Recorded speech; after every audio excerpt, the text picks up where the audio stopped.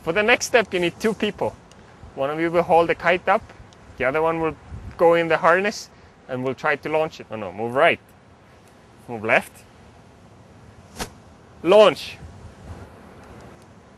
You only show this when you're totally sure that everything is fine. Your lines are not twisted. When you want to land the kite, you always go this. Now, there are people on the beach who don't know how to catch the kite. So unless the person replies by this, that means that they don't really know what they're doing, okay? So you gotta wait for somebody else, so you have to know how to do self-landing. So this is I want to land, this is I'm ready to launch, this is move left, this is move right. You see there are two flaps, okay? 1, 2, and then 3 on top. And then you put this one, and you put it here. And wow, somebody was a little fatter than me before, so I have to make it a little smaller. But that's all self-explanatory. You don't have to worry about it. But now, the important thing is this thing. This is the secondary safety line. If you don't have it, don't worry. If you're a beginner, I'm telling you, do not attach the secondary safety when you go first time. Just make sure you attach the primary safety, and make sure there is nobody downwind from you.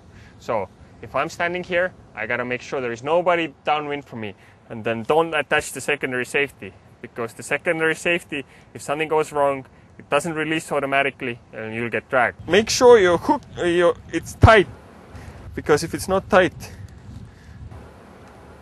the harness is going to slide all the way up and it's going to be a pain in the ass. You're going to break your back and you don't want that. So you tighten it. The kite is like this. You pick it up, you walk down a little bit,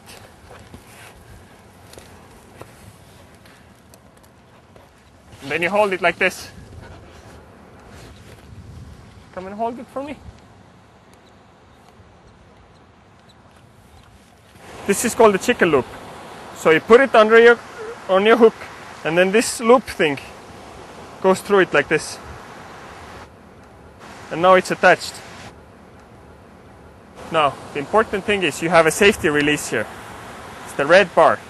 You should practice pulling it a few times. It's very important. When something goes wrong, you gotta pull the red thing and the kite will fly away. If you look at here how the system works, it's very simple. There is this little metal bar. When I pull it, it comes off, and then the safety releases, and the kite detaches, right, and flies away. I'm going to show you how the bar works. It's going to be a little bit crazy launching on your own.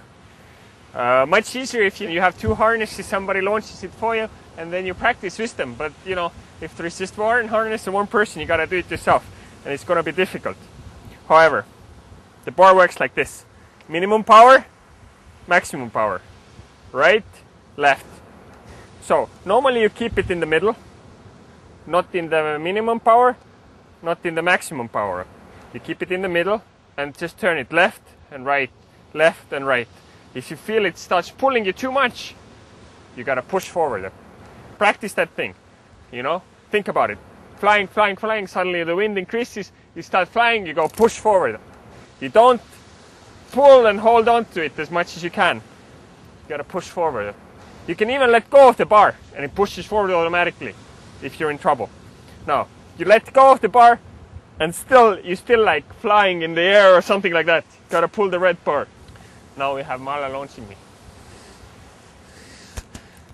You don't want to make the other person launch the kite first. You want them to hold it, and you want to make sure that you can control the kite. Okay, so when you're at the correct spot, you'll see that the kite flies just above the ground. It's very simple. You pull with one arm, you move it left. You move with the other arm, you move it right. When you're at the right spot, you can do it. The other big important thing is the bar. If you pull the bar towards you, there's more power. Push it forward, it's less power.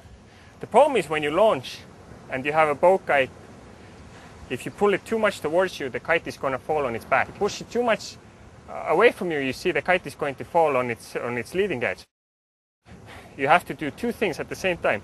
You have to deal with the power, and you have to deal with the left and right movement. Now, what you want to do is you want to have the other person holding the kite as high as possible, but still holding it so you can fly it for a little while. You can make sure you can keep it in the same spot. Let go! Yeah!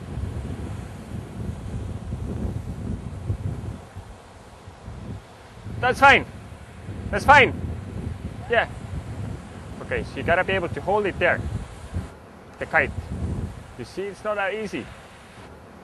You wanna be able to hold it there and not let it fly away. Now, if you see it starts to power too much, you just turn it down and drop it back on the ground. Now, if you pull the kite too much towards you, if you pull the bar too much towards you, you'll see the kite will fall backwards. If you push it too much, you see it falls on top of its leading edge. Try again. Pull too much towards you, it falls backwards. Push too much, it falls forward. Try to keep the kite there. Push forward, you see it drops down, goes forward. Pull backwards, you see it goes to the left. Okay, that's called turning into the wind. If the kite falls backwards, it goes into the wind. If you push forward, the kite goes to the edge of the wind. At the edge of the wind, all the wind passes. Again, you pull the bar, the kite goes to the wind. You push the bar, the kite goes to the edge of the wind. At the edge of the wind, the kite has no power. When you pull and the kite goes to the wind, it has more power. Okay. Now the problem is though that if you pull too much, the kite will fall backwards, and the normal things don't work. It's just that it flips over. Right? There is even a special word for it. So anyway, so if you pull too much towards you, the shape of the kite goes in a way that the wind just passes it and the kite falls backward. If you push too much forward, the kite will catch no wind at all and it will just drop to the ground. Okay, now, the first exercise you need to do is you need to keep the kite on one side and fly it up and down. So, it's important to just keep it flying up and down.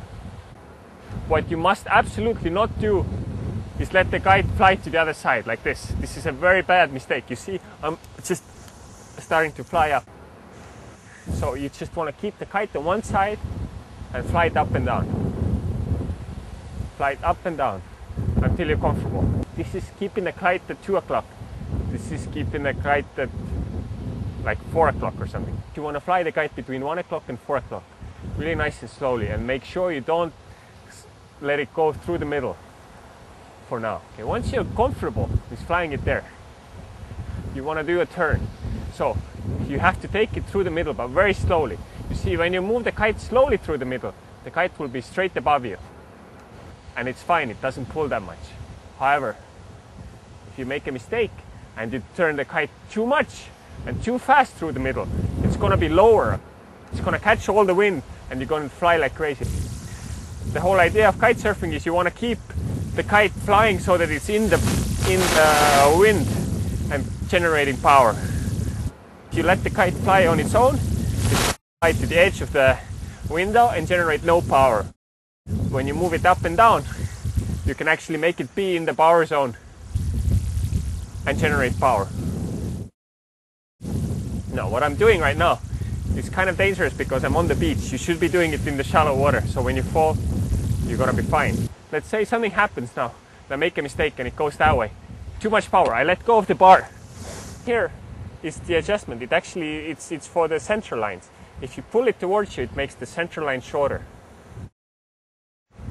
Now the center lines are shorter, the kite has less power.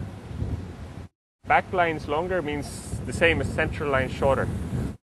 When I put it in this setting, which means minimum power, the kite will have less power when the bar is all the way on top.